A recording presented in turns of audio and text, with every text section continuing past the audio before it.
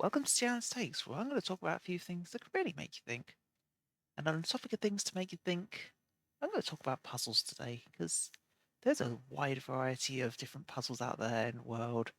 Some easier, some harder, some for higher IQ, some for lower IQ. Also go in different formats: word puzzles, number puzzles, logical puzzles.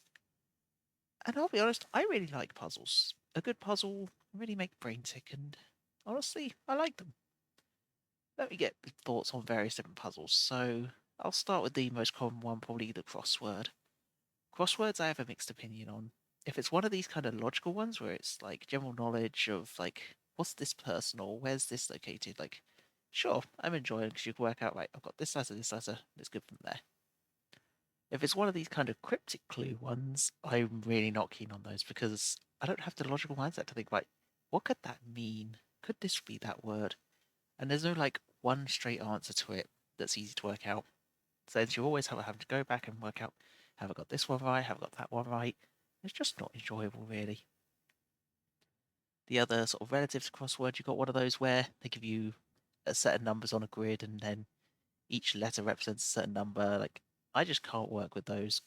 I'm impatient and I want a puzzle that's going to be like straight away, kind of, this is your answer. Not a sort of, oh, it could be this, could be that, maybe.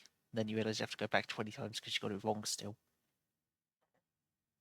Going on to the next set, I'm going to go on to talk about Sudoku, however you want to pronounce it. The number one, we got the grid at nine design grid, and you have to fit your numbers 1 through 9 in each row, column, grid. Sudoku's a good one. I really used to enjoy them when I was younger, and it really gets the brain thinking of what possibilities can go where, without having to go too far backtracking if something's gone wrong. And for that, I really like them.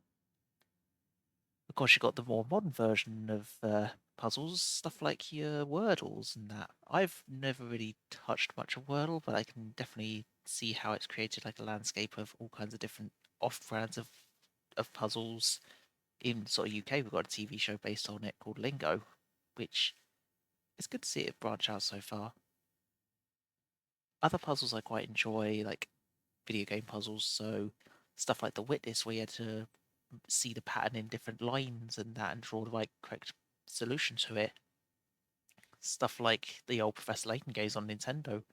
Like they were always a fun one. I remember playing through those, all six of those, when they came out, and that was always an enjoyable to enjoy the story, to try and work out what's going on with it, as well as within it, the puzzles that were there to work those out as well.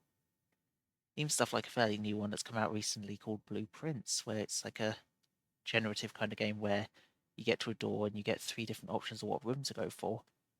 I really like that kind of unique puzzle in that you've got to work out what's going to give you the best options to progress. But all in all, puzzles, they're really good. They can make your puzzle brain think, and that's just something that'll keep you young, which is always good as well. Final one I'll probably discuss is jigsaws. So jigsaw puzzles is something I really want to enjoy, but I feel they're just a bit too time consuming when they become too complicated. You've got like 400 different shades of blue, and like you don't know how they're going to mix together. It's one of those things. It feels good to complete them, and like say you've got like a hundred odd piece puzzle, it's going to be an easier one to do without too much complications. So when you get 1,000 pieces and you've got a blue that you don't know whether it's the sky, the ocean, a car, it could be any shade of blue. It's just annoying to try and work out really. That's my thoughts on some of the puzzles out there in the world. If there's any other puzzles you want my thoughts on, let me know down below in the comments, and I can always make a part two to this.